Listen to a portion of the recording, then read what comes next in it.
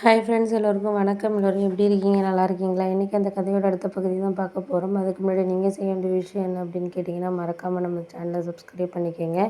கீழே இருக்க bell பட்டனே click பண்ணுங்கள். அப்போ தான் நான் போடுற வீடியோஸ் எல்லாமே உங்களுக்கு உடனுக்குடனே நோட்டிஃபிகேஷன் வரும். ஸோ மறக்காமல் சேனலை சப்ஸ்கிரைப் பண்ணிவிட்டு வீடியோ பாருங்கள் ஃப்ரெண்ட்ஸ். வாங்க நம்ம கதைக்குள்ளே போகலாம்.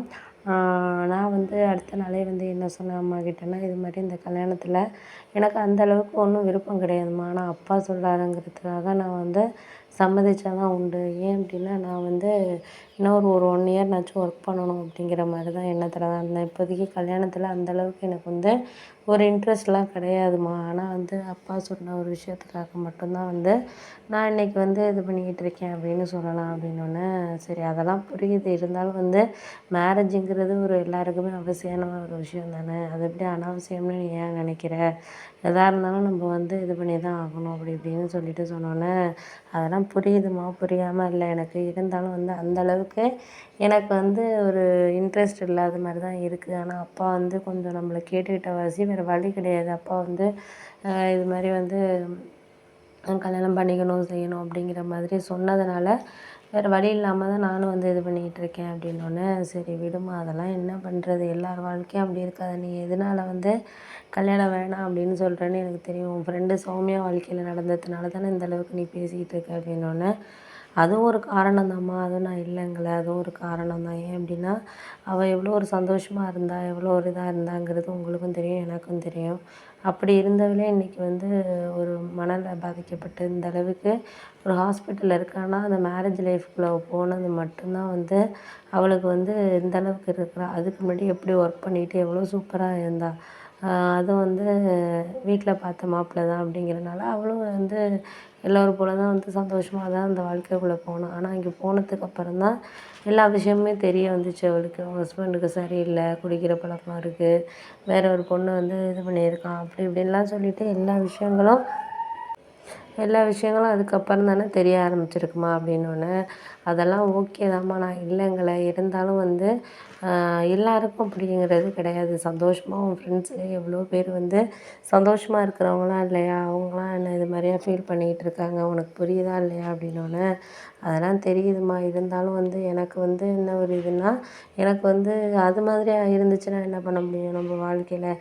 அடுத்த ஒரு இதை தூக்கி நம்ம போகிறதுக்கான இதுங்கிறது நம்மளுக்கு இப்போதைக்கு இல்லை அப்படின்னே வச்சுக்கோங்க. நம்மளுக்கு ஒரு கரெக்டான வேலை நம்ம கொண்டு போகிறதுக்கு இப்போ நல்லா இருக்குது நம்ம லைஃப். ஒரு பார்ட்னர் வந்ததுக்கப்புறம் நம்மளுக்கு எதுவுமே சரியில்லை அப்படின்னா நம்ம என்ன பண்ண முடியும் சொல்லுங்கள்? எதுவுமே நம்மளால் அப்போதைக்கு எதுவுமே மாறவும் முடியாது, மாற்றவும் முடியாது. அப்படி தான் இருக்கணும், பண்ணணும், செய்யணும் அப்படிங்கிற மாதிரி ஆகிடும். அதனால் முடிஞ்ச வரைக்கும் நம்ம இப்போ இருக்கிற லைஃப்பை நம்ம ஹாப்பியாக கொண்டு போகிறதுக்காக இருக்கட்டும், எதாக இருந்தாலும் ஒரு இது பண்ணுறதுக்காக இருக்கட்டும், என்ன ஒரு விஷயமும் இது பண்ணாலும் நம்ம அதை தான் அந்தந்த நேரத்தில் நம்ம இது பண்ணுறதுக்கான இதுங்கிறது நமக்கு இருக்கணும் தானம்மா அப்படின்னோடனே, அதெல்லாம் சரிதான், நீ சொல்கிறதெல்லாம் சரிதான், நான் இல்லைங்கல. இருந்தாலும் நம்மளுக்கு எந்த ஒரு விஷயத்தையுமே நம்மளுக்கு கரெக்டான வேலை நம்ம கொண்டு போனால் மட்டும்தான் இது பண்ண முடியும் அப்படிங்கிறது உனக்கு தெரியும். உனக்கு தெரியாத விஷயம்னு கிடையாது. அதனால் நீ அப்பா சொல்கிறத கேட்டுட்டு கல்யாணத்துக்கு மட்டும் சம்மதிம்மா. அதுக்கப்புறம் நம்ம பார்த்துக்கலாம். கண்டிப்பாக அப்பா உனக்கு வேறு மாதிரியெல்லாம் இதெல்லாம் பார்க்க மாட்டார். கண்டிப்பாக நல்ல பையனாக தான் பார்ப்பார், பண்ணுவார். நீ அதை பற்றி ஒன்றும் நினைக்க தேவையில்ல. நீ சந்தோஷமாக இருக்கிறதுக்கு ஏற்ற மாதிரி தான் ஒரு லைஃப் உனக்கு கண்டிப்பாக அமையும் அப்படின்னோடனே, ஏதோ சொல்கிறீங்கம்மா, ஆனால் அதை என்னால் ஏற்றுக்க முடியலை, என்னால் இது பண்ணவும் முடியலை அப்படின்னோடனே, சரி அதெல்லாம் விடு, இப்போதைக்கு இருக்கிற நிலமையை நீங்கள் விட்டுட்டு அடுத்து என்ன நடக்குதோ அதை யோசிச்சு நம்ம போயிட்டுருமா, அதை தான் உங்ககிட்ட நான் சொல்கிறது அப்படின்னோடனே, அதெல்லாம் நான் நினச்சிட்டு தான்மா இருக்கேன், இல்லாமல் இல்லை. எனக்கு இப்போதைக்கு இருக்கிற சூழ்நிலை நம்மளுக்கு கரெக்டாக இருந்தாலே நம்மளுக்கு ஒரு நல்ல ஒரு விஷயத்த நம்ம கொண்டுட்டு போகிறதுக்கான இதை நம்ம ஏற்றுக்கிற மாதிரி தான் இருக்கும் அப்படின்னோடனே, சரி விடுமா, நான் அப்பாக்கிட்ட சொல்கிறேன். நல்ல பையனா உனக்கு ஏற்ற மாதிரி ஒரு நல்ல ஒரு லைஃப் பார்ட்னர் தான் அப்பா தேர்ந்தெடுத்து கொடுப்பாரு.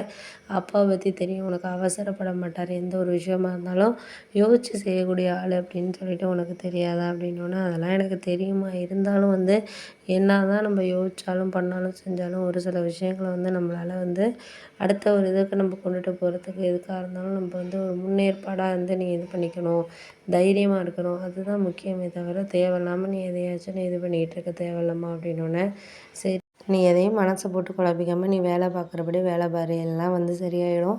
நீ எதையும் வந்து ஒரு இதாக எடுத்துக்கிட்டு போயிட்டுருக்க வேண்டியதில்ல, பார்த்துக்கலாம் நம்ப. எந்த ஒரு விஷயத்தையும் வந்து ஒரு மனசை போட்டு நீ எதுவும் இது பண்ணிக்காத. கண்டிப்பாக வந்து எல்லாம் வந்து நல்லதே நடக்கும் அப்படின்னு சொல்லிட்டு அதுதான் நான் நினைக்கிறது அப்படின்னு சொல்லிட்டு எங்கள் அம்மா எனக்கு வந்து சொன்னாங்க.